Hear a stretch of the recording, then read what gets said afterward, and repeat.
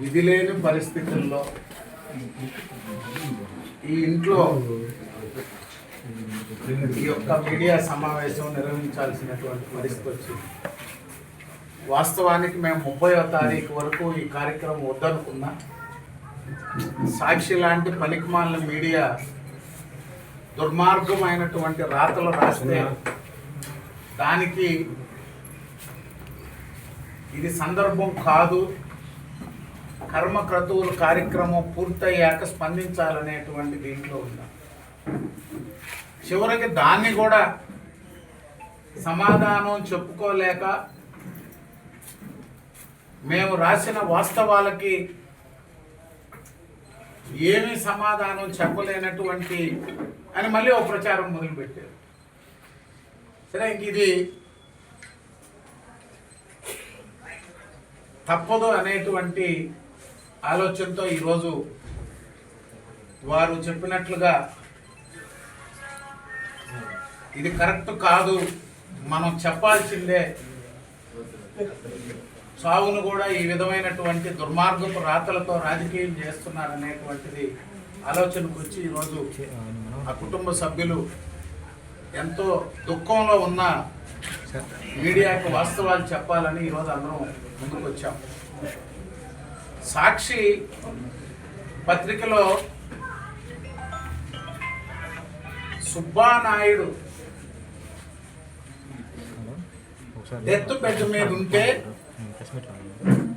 చనిపోయినటువంటి దాన్ని కూడా ప్రకటించకుండా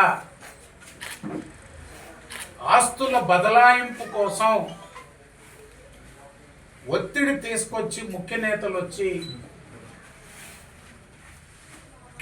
రిజిస్ట్రేషన్లు మణిపాల్ హాస్పిటల్లో చేయించారు.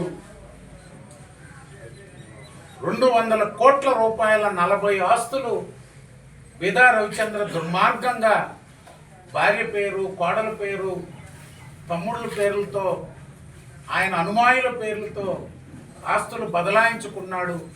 ముఖ్య నేత వచ్చి కూర్చొని ఒత్తిడి చేసి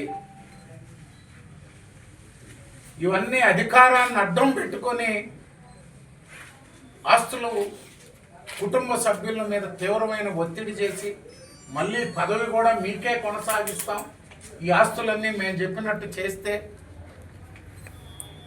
అసలు మీరు కడుపుకు అన్నం తింటున్నారా? మీరు ఒక మనుషుల? సాక్షి మీడియా అనేక సందర్భాల్లో నా మీద, నా కుటుంబం మీద అనేక సందర్భాల్లో ఇష్టానుసారంగా రాతలు రాశారు. నా భార్య మీద రాశారు, మా కుటుంబంలో అనేక మంది వ్యక్తుల మీద రాశారు. నా కుటుంబానికి, మస్తాన్ రావు కుటుంబానికి గొడవలు ఉన్నాయని రాశారు. ఆఖరికి డైరెక్ట్గా 2 కుటుంబ సభ్యుల పేర్లు పెట్టి వాళ్ళ కుటుంబంలో ఒకరికొకరికి ఆడవాళ్ళకు పట్టడం లేదని కూడా రాశారు. నేరుగా సాక్షి కార్యాలయానికి వచ్చి జగన్మోహన్ రెడ్డి ముఖ్యమంత్రి అయ్యాక మీకు దమ్ముంటే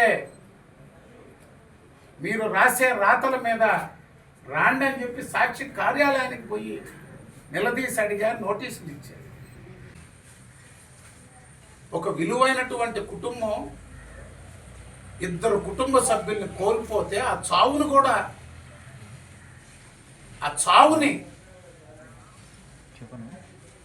వెంటిలేటర్ తీస్తే 1 గంట 2 గంటల సేపు సుబ్బానాయుడు తనకలాడి చనిపోతాడనంటే చివరి క్షణం వరకు వెంటిలేటర్ తీయొద్దు, వెంటిలేటర్ మీదనే.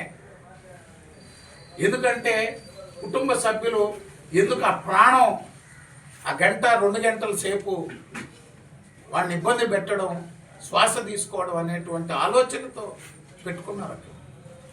గంటకి ముఖ్యమంత్రి గారు, లోకేష్ గారు సీఎంఓ కార్యాలయం మానిటర్ చేశారు.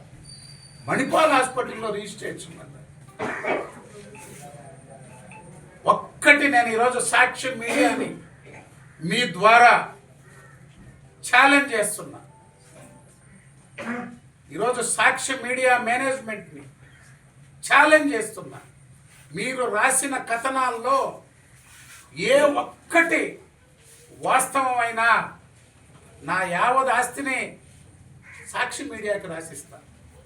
ఒక్క క్షణం కూడా రాజకీయాల్లో లేకుండా తప్పుకుంటాను నేను.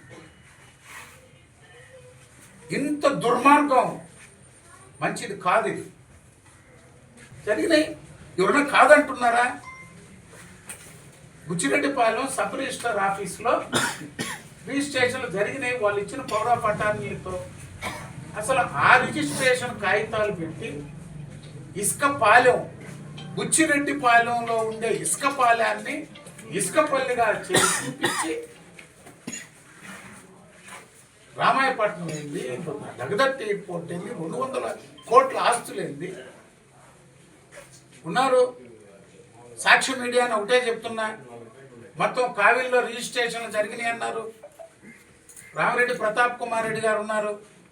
ఈ నియోజకవర్గానికే చెంది మొన్నటిదాకా ఎంపీగా ఉన్న సీనియర్ నాయకుడు ఆదాల ప్రభాకర్ రెడ్డి ఉన్నాడు. ఆ లేఅవుట్ గురించి సంపూర్ణమైన అవగాహన ఉంది నల్లపురెడ్డి ప్రసన్న కుమార్ రెడ్డి గారికి. ఎందుకంటే ఈయన ఆ రోజు అక్కడే ఉన్నాడు. వైఎస్ఆర్సీపీ నాయకుడు ఎర్రవరెడ్డి గోవర్ధన్ రెడ్డి, సుబ్రహ్మణ్య నాయుడు గారు ఇద్దరు. ఈ డెవలపర్లు, ఈ గొడవలు అన్నీ ఆయనకు కూడా తెలుసు. విచారించుకోండి, ఆ ముగ్గురిని పెట్టి విచారించుకోండి. అల్లూరులో ఏమైనా జరిగినాయా, కావిల్లో ఏమైనా జరిగినాయా, లేకపోతే ఏదో ఎక్కడైనా రిజిస్ట్రేషన్ జరగవచ్చు అనేటువంటి ఒక్క దీన్ని పట్టుకొని అల్లూరులో జరగాల్సిన రిజిస్ట్రేషన్స్ కావలి సబ్ రిజిస్ట్రార్ ఎక్కడికో పోయి, కావలి ఏమన్నా అడవిలో ఉందా? కావలి అడవిలో ఉందా? కావలిలో ఎవరైనా చేస్తుంటే, లేకపోతే ఈ రాష్ట్రం 26 జిల్లాల్లో, ఈ 26 జిల్లాల్లో ఎక్కడైనా రిజిస్ట్రేషన్లు జరుగుంటే తీండి.